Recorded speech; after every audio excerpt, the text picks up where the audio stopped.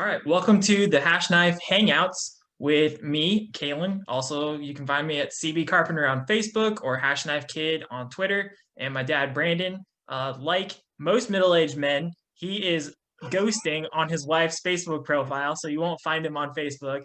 You will find him and a lot of the content he provides through the phone and stuff on Hashknife Ranch and Enterprises, which is our Facebook account. Maybe someday we'll get Instagram going and share some of our stuff on there because you already take pictures and stuff. I'm not going to get you in the Twitter sphere. That's just too much. But no, but no. Today You're lucky to get what you get with a phone.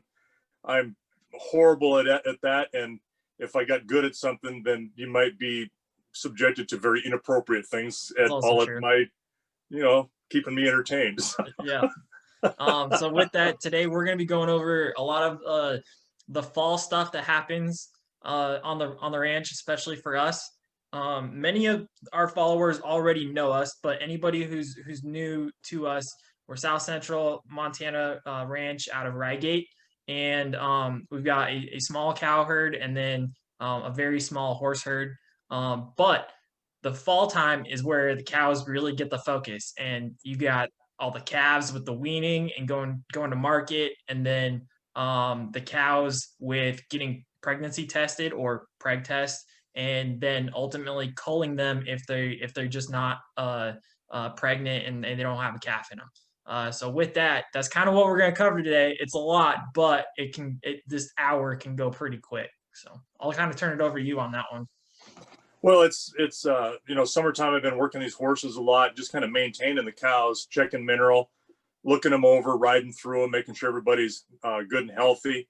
You're checking water, you're checking your grass condition, and it's kind of if there's a slow time, that's it. But it's never slow because we're also trying to get some fencing done. Yep. Small projects. The projects. You got the honeydew list. Oh God, yeah, honeydew on a ranch. Yeah, can you build that mile of fence? Yeah, I kind of need it now, right? I mean, it's true. It's tough. It's true multitasking. You got a dozen different things going on all at the same time. You're trying to touch them all and complete them, but then it gets, well, I got really lucky. We got our hay in just short of 280 ton brought in because we don't put up hay anymore. We just buy it. It seems to be more efficient and better time management for us, as well as, you're not beating up equipment on rough ground and depreciating on equipment. I mean, those are all business and trying to fix it when it breaks, because you become a full-time mechanic during that time too. And well, you're kind of a jack of all trades. You got to keep things rolling, and so in order to be more efficient, I think we've just been buying it and have a couple of different sources that we get it from. We have good relationships with them. Everything's been a handshake deal, which is all right. It's most things anymore you can't do that too, but these guys and you've worked with them long enough that you call them, and sometimes I don't even see him. I got one supplier I haven't even met him, but I know him. He's in the same area, but he's a ways away, and we just don't travel that direction. And I don't think he travels that far to us. Met his wife, know his in-laws, things like that, but haven't met him. But anyway, hay's all in, so now it's focus on fall work, which is getting calves in. We preconditioned, which I think we showed on our Facebook post, basically giving these calves a good wormer, and so they can, if there's any kind of parasites in them, it gets out. We drive them out with a pour on, and then the other thing we did was give them 2 separate shots that cover, oh my God, that's 7, 8, 9, 10 different diseases that they could pick up in a feedlot. And feedlots or where they're going to fatten these cattle up for butcher, they don't want to have a sick cow come in or a calf come in that's healthy to begin with and then catches something that's there. So it's all about vaccinating them. It's not like it's inorganic. We're not giving them any kind of steroids, anything like that early in the year. We had a lot of high intensity during calving. You're with them every day nonstop until they're all calved out. But we prepped them for the sale. They wanted them to be preconditioned 2 to 6 weeks before the sale. It's good, incubation time for time for the antibodies to kick in on all of these vaccines and strengthen their immunity. So that was done a couple weeks ago. And then next week we will gather everybody up, bring them in, and then sort through them, sort the calves off the cows. So that kind of goes with the weaning and the shipping. It's kind of a joint thing. I mean, one Right. is the other, because we're going to pull these cows and away from the calves, away from the cows, and the cows are ready. You can tell they're like, get this thing away from me. Well, in some pictures I've been seeing on Twitter, like some people have those calves are about 3/4 the size of the cows now, and they're like, yeah, they just need to go away. Right. Well, you want to have that calf, half the size of the cow, and we're going to town with 620, 650 weight calves. That cow needs to be 1,300 pounds or 1,250 or so, and that's a good sized cow. We've got like Big Rhonda. I worry that she's too large of a frame. She is inefficient, where she's eating too much hay, too much grass. She's a little high maintenance that way, as a thing to save for the herd. And you're like, I've almost like, God, do I cull her or not? But you know what? Like the vet said, if she raises a calf that's half of her weight, that's what you want. And it's like, yeah. And I like her. I mean, she's just a big old, she's a big old doofus. And she's almost as bad as the one we have that's ears with no ears. She'll demand that you feed her by hand, whenever. So, but we'll bring these cows in, separate the calves off, and then we'll take the calves over to the main place, because these are all on a lease. And then we've got the older herd, and some of the heifers that are not bred, the yearling heifers. We've got them in another spot right at the house. So we'll pull these calves off, put them in the corrals, separate the cows from the calves at the place, and now we've got a herd of all of these calves. So then we'll separate them again and pull the heifers off that we want to keep as replacement heifers for integrating into the herd later on. We're managing our bulls and our genetics so we don't have any line breeding or inbreeding.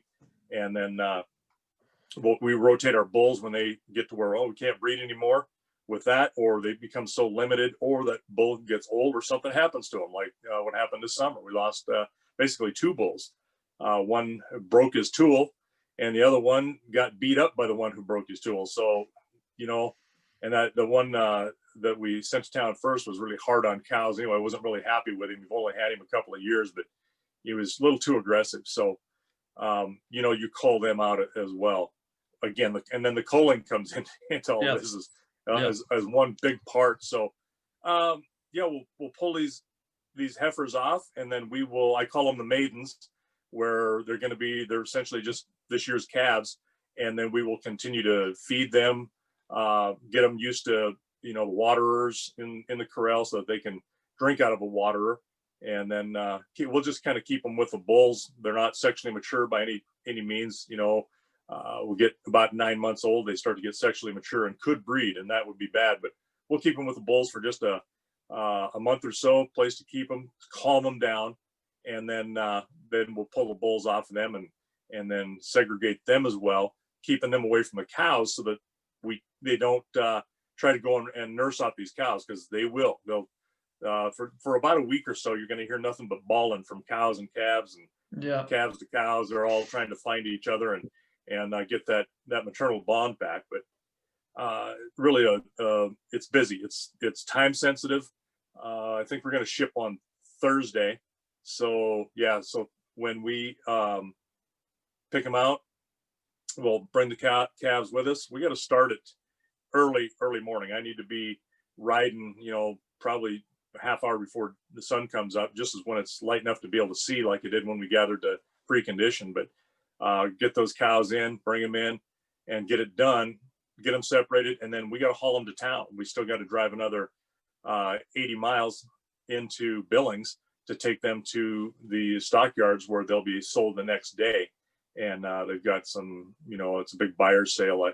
They call it an enhanced health sale, which means everything we've got has been preconditioned and ready, and they're not lacking any shots, for the vaccinations, and they're not lacking any wormer. They've got a really good program for that, for keeping these animals safe, and they've just started that. So I'm anxious to see how it goes. I hope it goes well. I hope it's worth you're talking $400 or $500 we put into these calves again, which is the right thing to do for them. But you And I want to try think to make some back on it. kind It's a of kind difference of between doing that and making some more money because we've done it and they yeah. know that and they're looking for that, or versus doing it and they don't care that you've done that. And so you take, a nickel a pound difference on these, or you call 50 cents 100, can be a significant, amount of money in your pocket.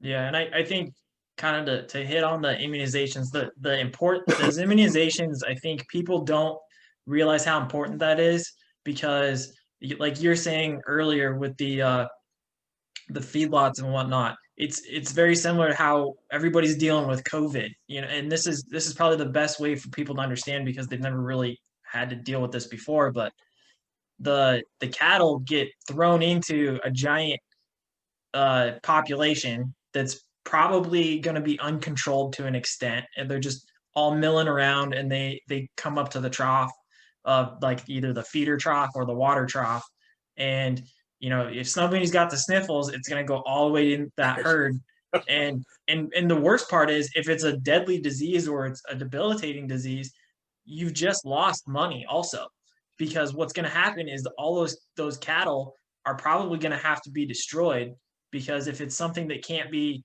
taken care of through the cooking process or whatnot, it can also go into humans. And at times, I think you don't understand the importance. Like mad cow disease, I don't think there was ever any indications really that it could go into human consumption, or we could take it through consumption. But there was always that concern. I know in the background that people are like, oh, it might happen.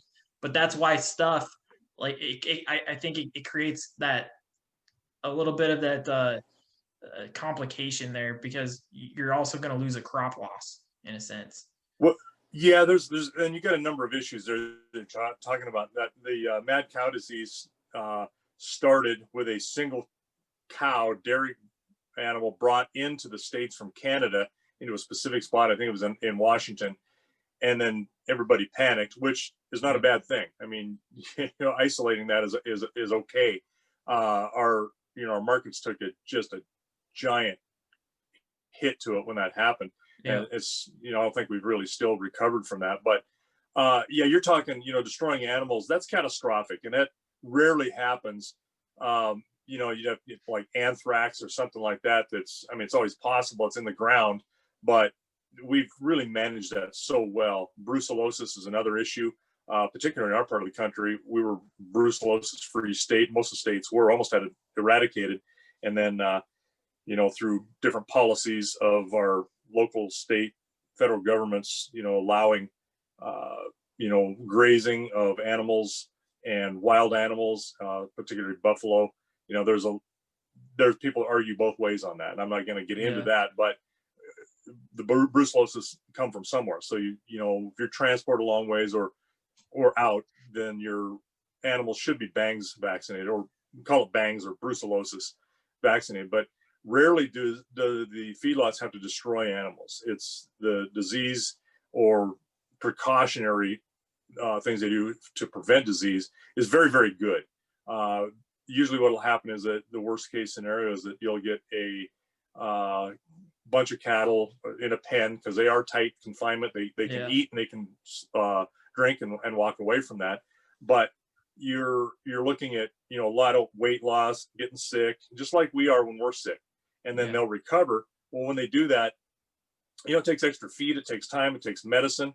And some of these medicines have to be administered, but then you cannot consume or butcher that animal for like 90 days, or after that's taken place. So to stay safe for us as consumers. So it's a problem, and it can destroy a business doing that. So there are a lot of precautions taken around doing that, but all part of the fall work. Those guys are in feedlots are doing that year round, but it's a little a little bit different, but still part of it. No, I'm glad you clarified that too, because I guess I did make it sound like it can be more common than it's not, or than it is. But there's my biggest thing is there is that concern, and that's why you do immunizations and stuff, not only for the animal but also for us as the consumer, because it can be passed to us. You think about chronic wasting disease. I think they're not with deer and I think it's just deer right now. Like they've been deer and really elk. concerned. Yeah. Yeah, they've been concerned about hunters harvesting those animals and then it getting into our body system. So I think that's just an important thing to understand. Right. No, those are always concerns, and you know we care, like we've stated before, we care about the animals, but you know what? I would sacrifice 10 animals to save one human. I'd Yeah, sacrifice 100 animals to save one human. You know, I yeah, mean, there's priorities there, but we have this a need to eat, which you know yeah. we It's still gotta called feed ourselves. survival. Yeah, exactly. So I mean, you got to do it as responsibly as you possibly can and as safely as you possibly can, so that you know you can maintain our bodies. Um, So yeah, I fall guess. work.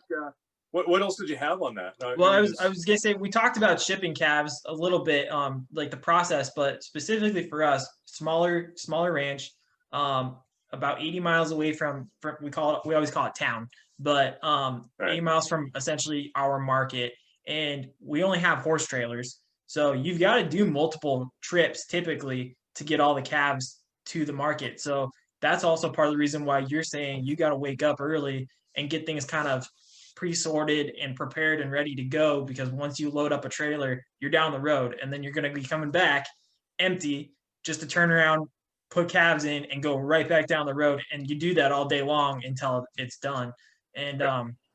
and I know we discussed, maybe somewhere down the road in a few years we might be able to like get a contract or something to use a semi truck if we've got enough of them. But there's that balance between, okay, where do I want to spend money to have it done, Right. and where am I saving money by just doing it myself and doing multiple trips, even though it's painful and it's a long day. So there's that delicate financial balance, not just in everyday like Fortune 500 companies, but also especially us budgeting at the mom and pop ranch essentially. Right. Well, and it is coming to that where, depending on how this sale goes, frankly, is going to be a tell for me as a manager of this place, whether we do this again or whether we go ahead and find a broker Right. who likes our cattle. Because when I video our cattle every year, and I've sat at the sale yards when they've come through, and you always compare your cattle to everybody else's. You're looking, when you're going down the road, you go, okay, they look okay, they look pretty good. Oh, maybe they look better than ours. And you look at ours and go, yeah, so you see somebody's go, boy, those cows look a little tough. Those calves aren't, thriving. And then you get to the sale where you can see herds of these coming through, one right after the other. And it makes you feel pretty good when an auctioneer, when they walk in, they open the gate and they let in, 15, 20 head of steers in that batch. And they're ours. And the auctioneer says, quote, wow, what a popping bunch of steers these are. And you look at it and go, whoa, these are really a lot nicer. It fills you a little pride. Nobody knows they're yours. You're Yeah. sitting there and it doesn't matter. But It just matters to you. it's like, yeah, but you've got a good quality product. So it may come, if this doesn't do as well as we think, then I've got a couple brokers in mind that I'll say, hey, here's what we've got over the last few years. Come look at them, and go through that process of being able to sell through them, because they have specific buyers looking for specific types of animals, and we'll see how that goes. It's all about what's going to cost more and how much you're going to get out of it, and in the end, it's all that return on investment. And that's, you hear that on, I don't care what it is, it's return on investment, whether you recognize it or not. That's what it is. Yeah, definitely. And then I think we kind of hit the important part for the calves, but for the cows, the preg testing and the culling, the preg test, I think that I I never really had to deal with it because the ranch being away from where the house was, I was always in football or something, so I was never there Yeah, I until know. I probably until I Yeah, got I like, know you and your brother are out playing while dad's working. yeah, until probably end of high school, and then I was always there for college if I wasn't at an ROTC function. But that was, I always thought that was interesting of if people don't know, it's not like they take an ultrasound and they put, jelly on the cow's belly or anything like that, and they're like trying to look. It's just it's a vet sticking her arm right up the back end and trying to feel if there's something in there, and if she feels it, she's like, okay, they're good, they got a calf, and then you let them go. Yeah, and those things have changed too, and that's for a vet to do that. That's a manual palpation. What they do is they stick their arm. Obviously they're using lots of there's lube, like what I use when we pull a calf. There's Right. OB lube. You just use that, and they go in through the rectum, and then they feel down over the pelvic wall or the girdle there, or around the pelvis itself, and they can feel that fetus in the uterus, and so they can feel whether that calf, and they can almost age them. Well, they can age them pretty well. Tell you whether it's a late calf if you really want to know, and they'll spend a little more time doing that, feeling how big that animal is, or that fetus, a growing fetus is. But it's a rectal palpation. Same thing happens when they have which the vet now uses ultrasound, which is basically a wand. It's just a rod. That same thing in the rectum, and then they can move that around the front of it, and they've got a video screen right there at the chute, and you can see just like you do with humans. You Yeah. can see that face, that head, those eyes. You might see maybe two of them. Yeah. Rarely, that does happen, but they can also take a picture of that and the size of the head or the width of the eyes or whatever reference that they use that they're comfortable with, and age how old that fetus is and about when they'll Cool. be ready to calve. So when I made the appointment, I just made the appointment this last week for our preg testing, and the questions were, do you just want to know whether they're pregnant or open? Or open means doesn't have a calf in them, they're not Dry. pregnant. Yeah, dry cow.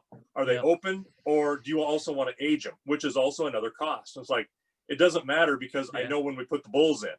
So, we have some strict dates and keep track of that. And so when it gets past a little bit, you may have somebody go overdue, but I don't need them aged. It's going to be irrelevant, really. It's more important to know when they're aged on those early ones if you're calving early. And we don't calve early. We're mid-March to late March when we start calving. We're not calving in January and February. So that's, the risk that you take when you want to calve that early and risk losing them to weather, so that you would start bringing some of those cows in. You'd mark who's going to be an early calver and start bringing them in closer and really watch them close. So we don't need to do that. It's an expense that's really irrelevant to us, and because of the time of year. So but yeah, that's kind of cool with the wand though. I've never seen that, and that would be kind of cool to witness. And you said she can take like almost like a screenshot on the monitor. Yeah. Yep. That's cool. Okay. Yep. They got just a small monitor. It's only about probably. I was gonna say one of your hands is missing because your background. There you go. Dad, yeah. So Dad's in the office right now, and he doesn't have really a wall like I do. It's just open to the door, and he created a virtual background last night when we were doing some episodes that'll drop throughout the week. But don't know how I did it yet, but it worked. hey, yeah, you guys, I was trying to walk you through something that I thought of, and you're like, oh, hey, we got it. I don't know how. I was like, I don't care. It works. It looks good. I'm gonna go with it. Well, my big fat fingers were trying to work this thing, and your mother comes in with that and says, "Hey, use this." And I'm like, "It's a stylus." And okay, it actually worked, but what a pain. See, all this technology is not no. Well, okay, so that's a good segue too. So the technology in agriculture, I went to the store early this morning to get groceries for the week, and I was driving back and I was listening to the radio, and being in Kentucky, obviously it's also pretty full of livestock and whatnot. I think they're more heavy towards grains and crops, because partly bourbon and the rye whiskeys and stuff that they produce here. But then they were talking in the short conversation that I caught, the push by the local government, and the local, not just being county and whatnot, also the state. They're really pushing for helping promote technology in agriculture. I think that's cool, because I think of, and we're starting to get more technologically savvy. using cameras and some of our programs that we're kind of putting together by hand on, Google Docs and stuff like that. We're becoming more virtual in a sense, but Mhm. I think that's an interesting thing to be pushing, because when I think of the classic farmer or rancher, I think of, okay, they're just hand jamming everything in a notebook, much like you do. But everything's by hand, where they're going to create things by hand. It's all just, it's in the old school kind of way. And being able to incorporate and push for that technology in the agricultural community, I think that's cool, and it's important because it's going to help make us more and more productive when we keep getting less and less land and animals to do it with as the world population grows. I don't know if you got Yeah, anything to say. I don't know how that's going to go. Yeah, well, and I'm just, as you said that, I thought the thought come back. I can remember my grandpa, Wayne Carpenter, making a deal because we sold calves to a local buyer, and he's still Fred Horpstead. His son has a place now. Tom does. Large operator. We used to run cattle for them on shares, and so we would also sell our cows to them because we had grass, and we'd sell our calves to them. And I can remember Grandpa and Fred standing there in the yard. It wasn't they hadn't even gone to the house, and they had plenty of conversations in the house over coffee and working deals out. But as a kid, you kept your damn mouth shut. You didn't say a word because this was not your place. But that was part of the learning process where you stood there and watched, and you were a part of it as a kind of more of a third party. But I saw those two men scratch out on the hood of a pickup. It was a kind of a yellowish pickup with a white, two-tone on the side of it. My grandpa's pickup, 75 GMC, and they're scratching out some figures, and they're talking about calves and what they do, and they're literally writing down with a pencil on the hood of the pickup a contract, and they agreed on that Fred would do so much. He'd take heifers for this much a pound and heifers for this much a pound. They agreed on about an approximate date when they'd when Fred would show up with some trucks.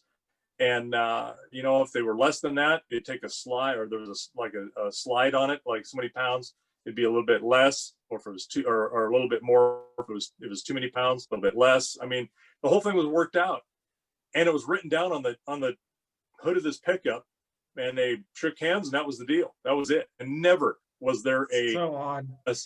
there was never a dispute over, because they had agreed. And if you looked at that hood of the pickup, you could kind of see, because it never got washed. I mean, the rain would wash it, unless something was really wild, got to town for some whatever reason. But, you'd see from the year before where they've been scratching on that pickup, in pencil, you could just faintly see where those marks are. Now, good God, you're talking high tech video sales, where you're sitting in a place like where you're at in Kentucky. You may be a buyer purchasing cattle up here in real live time, in a competitive market.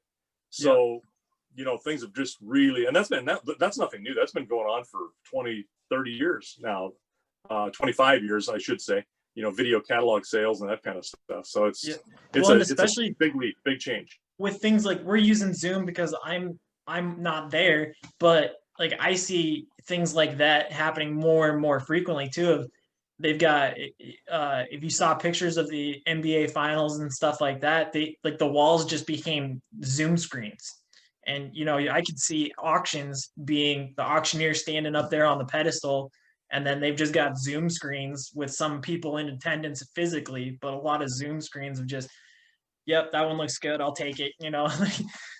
I think that's kind of where we're headed for now, because there is still a lot of face-to-face stuff that we as an agriculture, specifically the cattle industry, have to be face-to-face and actually talk and discuss things. But I think it's going to become more and more remote, where you may not ever shake that person's hand, which is kind of weird, but you're going to do a lot of business deals with them. Right. Well, and it's kind of funny too, where about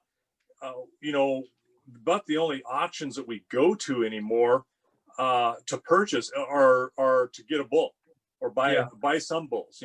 when we turned some bulls over. And the first time I walked into a place with your grandpa, him and I used to go to some bull sales when we were looking around, and they didn't bring any bulls through the small ring that would be in front of everybody, and this set of bleachers that they usually had set up in somebody's barn that purchase or I mean raise and sell registered bulls. That's their business. So that's that end of the ag portion for breeders. And we walk in there, and they've got TV screens, 2 of them set up in the arena, this small arena where they would normally run a bull in one door and out the other. And like, what the hell has this world come to? You know, but at the same time, what they're also doing, and I didn't think about it in that moment, was they had people remotely that are bidding on these bulls with us. So it opens up the market for them. And, you know, that's okay. And it's probably more efficient to do that than it is to run that through and have a camera there and any glitches, because what they've done is they videoed every one of these bulls ahead of time. And then so now they're playing each clip as it comes through. So yeah, it's changed a lot. Now there's a couple of breeders, we were looking for a bull this summer to replace the one, that number 2, yellow tag number 2, the dark red one. You know how we identify them, not Scotty. The one breeder said, yeah, I'm not doing that. I want live animals through there, and I expect other people want live animals. So he's kind of old school too. You know, he's a little older than I am, and he's like, nah, I don't like that. Yeah. Well, so you know, and I can also see on their end too, like the seller. And this is where you're playing the game a little bit. Everybody's trying to nickel and dime and get a little bit more for their money. And I can see where if I was the person doing the filming, I'd be like, all right, 4-H style. Let's make sure they're nice and they're shampooed and they're brushed out, because sometimes, you know, you're looking at there's been times where we've gone to sales and we're looking at those bulls and we're like, is that just the dirt, or is there something wrong with his hind end? And if you have any question, you're like, you know what, I'm not gonna do it. And just getting that dirt and that crap off of his butt and making him look, you know, kind of presentable, kind of fluffed up and pretty. It's gonna, I think, for the seller's point, they can get a little bit more money by doing that too, and be like, I'm not gonna run them through. I can get them all primped and cropped up and get them ready to go, and then just show the video, and then I'm going to get more money for it. I'll get, you know, $150 more for this bull than I would if I just threw him through the ring. But yeah, and you know, $100, $150 it's a lot of money per animal. You know, if you can do that. And yeah, they never purchase an animal that I haven't looked at personally. I just cannot do that.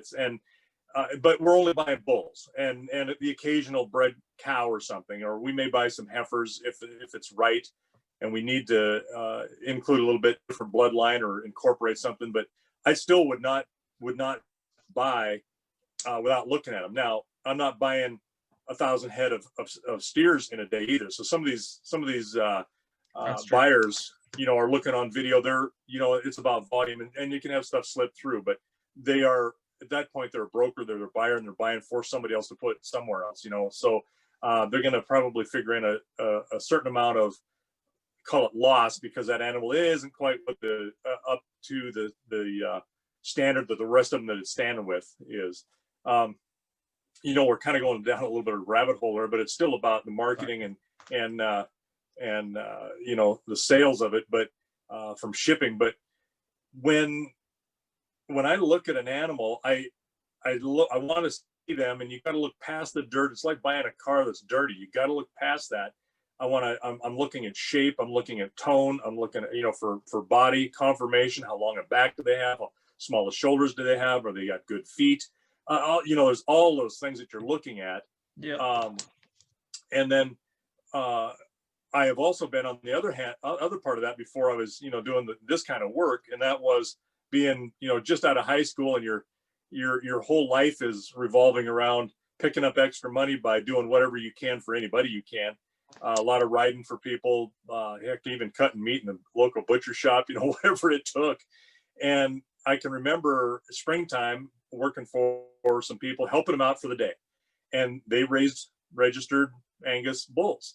And so they had the sale going on, and it was the old school where you're bringing each one in, and the people are looking at them, they're moving around in there, and they're bidding on them. They kick them out. Well, yeah, they were looking really nice because we were in the back, and we were brushing them out.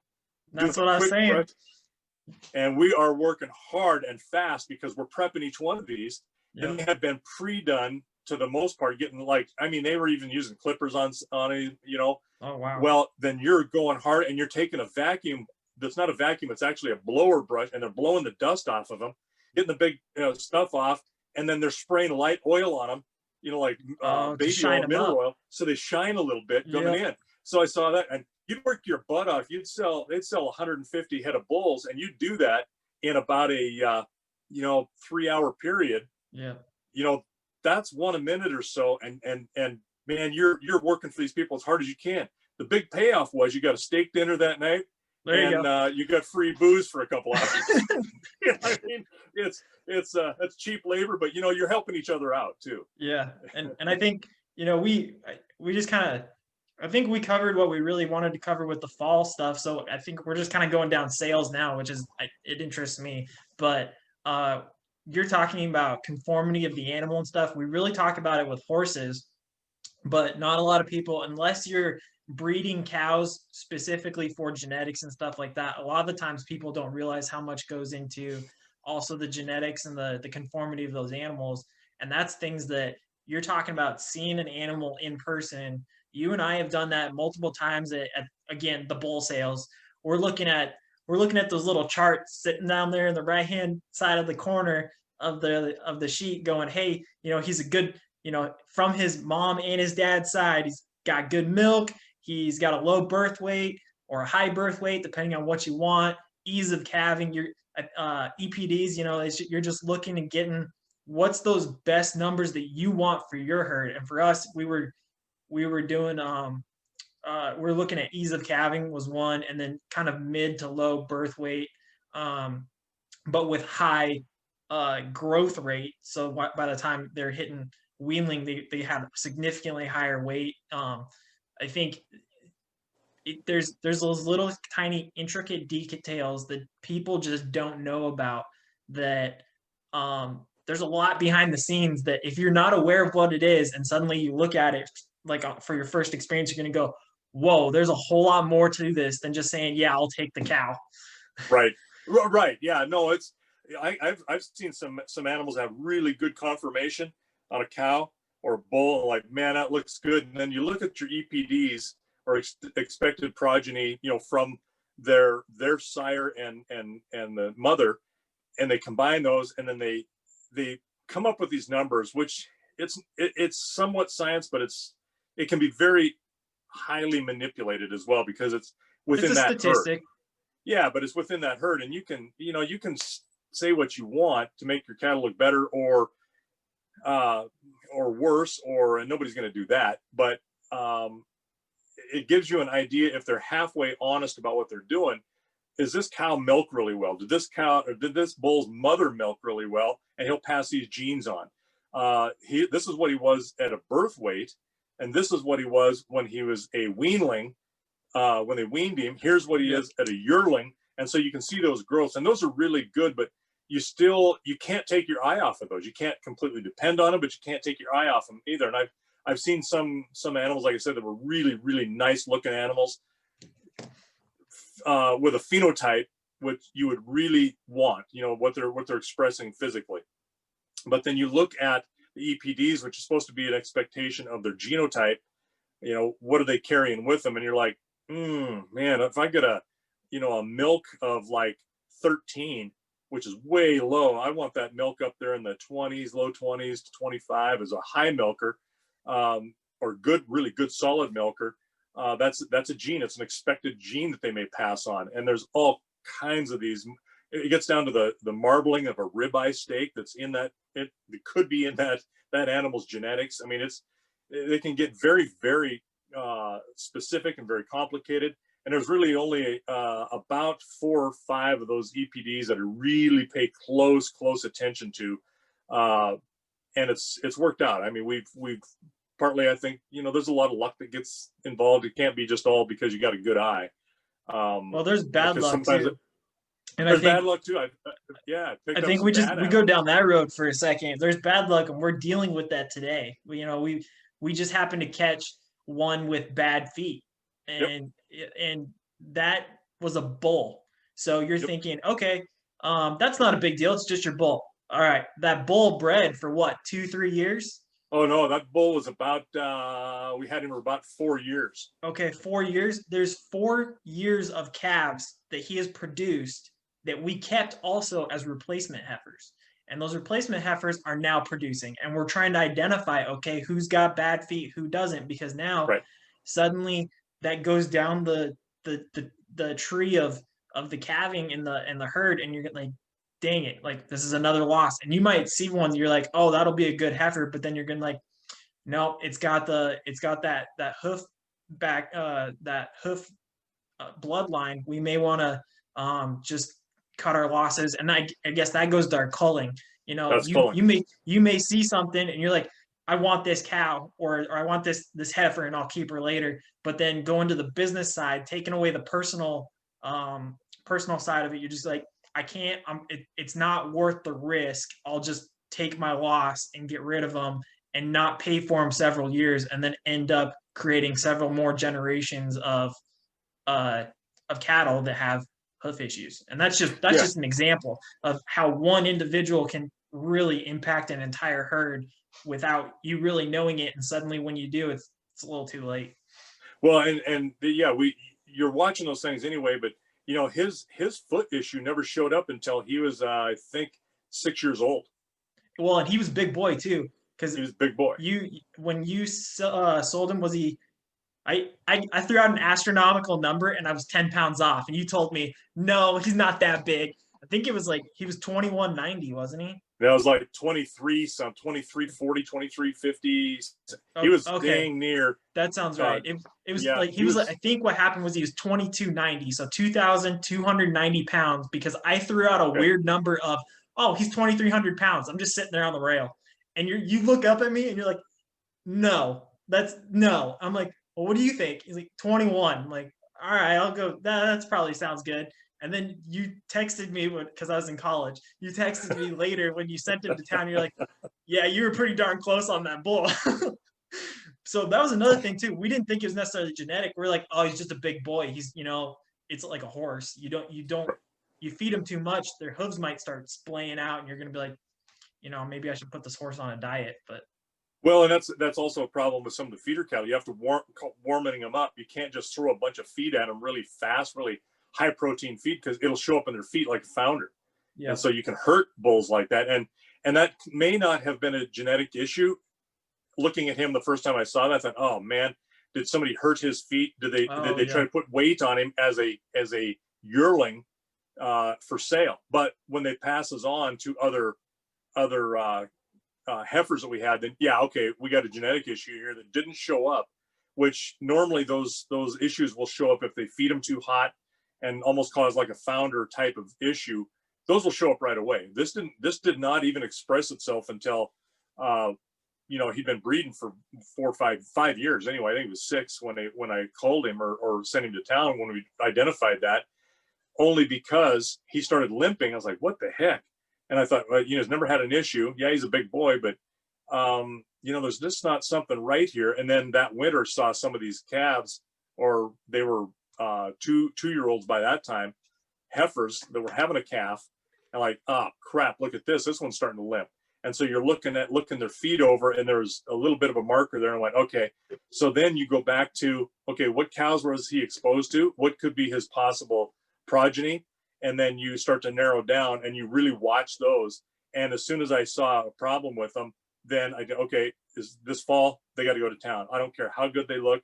They've got a foot issue. You can't pass that on. I mean, you just cannot do that.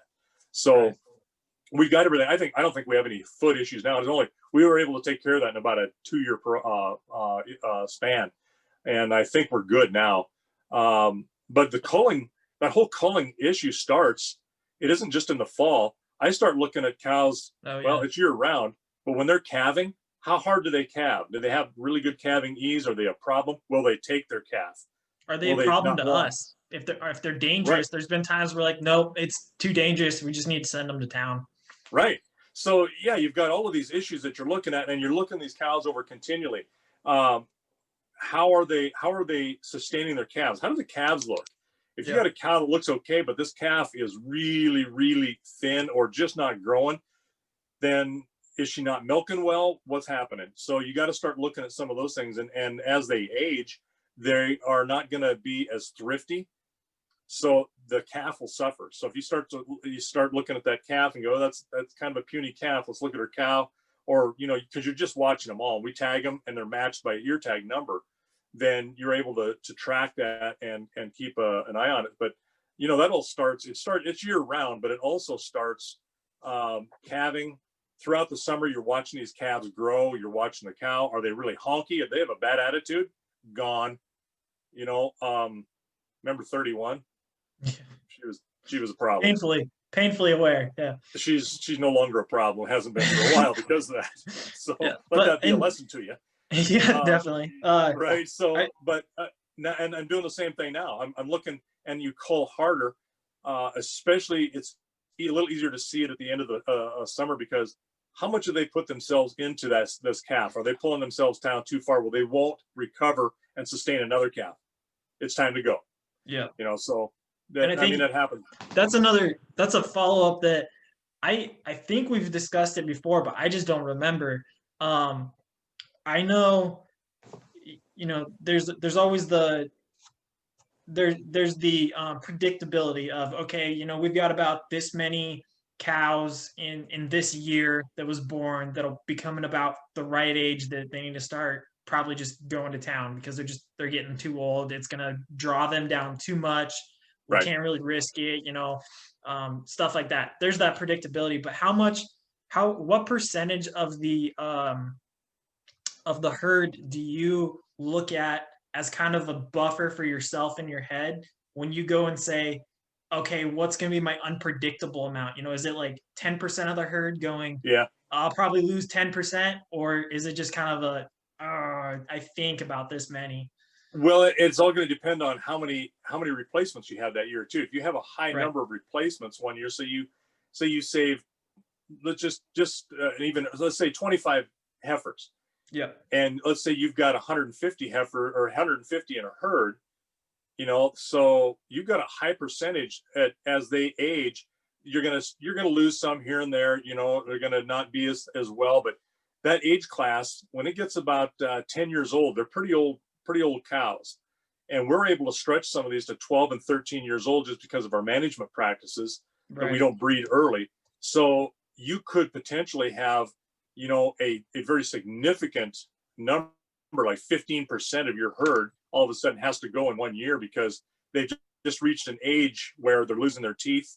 They can't eat as well, they can't consume, and therefore they cannot produce as well. So you just got to kind of watch that. And there's some cows that I've went, she looks good, and then boy, they'll crater through the winter, like, oh, I can't keep weight on her. And you're supplementing with cake. I do that anyway, when it's cold, or like last year we had poor quality hay all over the country here. So we knew we were going to spend a lot of money, not just on the hay. It was more of a filler, and it had some nutritional value, obviously, but it wasn't like really good hay like I anticipate we're going to have this year. So we spent a lot of money on cow cake or pellets to supplement them to keep weight on them. And it was largely successful, but still, even your older cows that, it's going to be their last year, there's nothing you can do. You just do the best you can, and you get as much feed to them as you can to produce that calf, and then they have to go. And Ears is kind of a favorite of ours. She's 10 years old this year, believe it or not. I mean, we kept her because she was a calf that had been born in a kind of a late but freakishly cold storm, and she lost her ears. I mean, she looks like Shrek, with Right. no ears. I mean, just nothing there, and the most bottom of her tail, about a third of her tail's gone, froze off. And I knew we weren't going to get anything for her at market, and I was like, let's go ahead and keep her. Well, she turned out to be, really good cow. She's a savior for a couple of twins. We weren't sure if somebody was going to take him, and she's just like, yeah, I'll take him. Yeah, she'll nurse anything, so I mean, that's a good thing to have. But she's at the age now you know, where she's had a set of twins and she nurses everybody. So she gets drawn down. And I was looking at her this year and this summer, I said, boy, ears might have to go to town, get culled. And it was met with stark silence from your mother and, you know, and me. I know, and you, and it's like, okay, well, then the other day we were looking at these cows, brought them in, looking them over out on the lease, and she's actually by the house. And I said to your mom, I said, well, I said, this cow over here, she probably needs to go. We'll have to take her to town. And this one, and you look at them, look at their calf, and you know, we got all these cows around us, and I said, you know, the more I've been thinking about it, Ears she's been a good cow, and sometimes this can't all be just about strict business. I mean, we got some emotion involved in this cow, and I think we'll let her die here. We won't take her to town and try to get something for her, which is stupid from a business perspective. I mean, it's the dumbest thing you can possibly do. But, just put her with the maidens. She can babysit them. Yeah. You know, so it's like, oh God, you know, I'm going to go ahead and keep this cow, which is not the right thing to do, but is it the right thing to do, you know, from and it's purely emotional on our parts. And I look over and your mom didn't say anything. And I thought, well, that's kind of strange. I look over and here she's crying, and I'm like, oh God, here I've done it again. I made your mother cry. So. Yeah. Well, and kind of starting to wrap things up, I think using that isn't such a bad deal either, because you can use her, if you're going to do that, you can use her as a tool to bring in those yearlings that just, they're difficult to deal with anyway, and suddenly they see, oh, you follow her, she's going to go to the grain bucket. Oh, the grain bucket's always going to be white. I can always get food. Like, there's those little lessons that you can use them to try and get stuff. Well, it's worse than that. They associate it with a flatbed pickup or a little Honda side by side. Red side by side. Yeah, I mean, they look. The cows are dumb when you don't want them to be, and they're super smart when you want them to be dumb. So you know, there's that. Food motivates. Right. So I think with that, this will be posted on YouTube. So those who are watching on YouTube, please, if you enjoy some of the content we've discussed today, like, subscribe, comment below if you want. We do try to incorporate as much of the followers' questions and stuff into some of what we talked about, not just today, but also in future stuff as well. On Facebook, you guys are awesome. Thank you for continuing to follow us. Spread the word as much as possible. And with that, I'll let you do the honors, Dad. Well, little thing that we used to say, my grandpa started it, and I took it to heart because I was young enough, I was dumb enough, I didn't realize what he was saying. We'd done a bunch of work, and he said at the end of the day after we eat, and he says, well, I thank you till you're better paid. And I asked my dad on the way home, I said, so when's Grandpa going to pay us? And he goes, think about it. What did he say? So without that, we appreciate you guys watching, appreciate the questions and comments. Like Calen says, this is really good for an educational type thing and an exchange. We like it.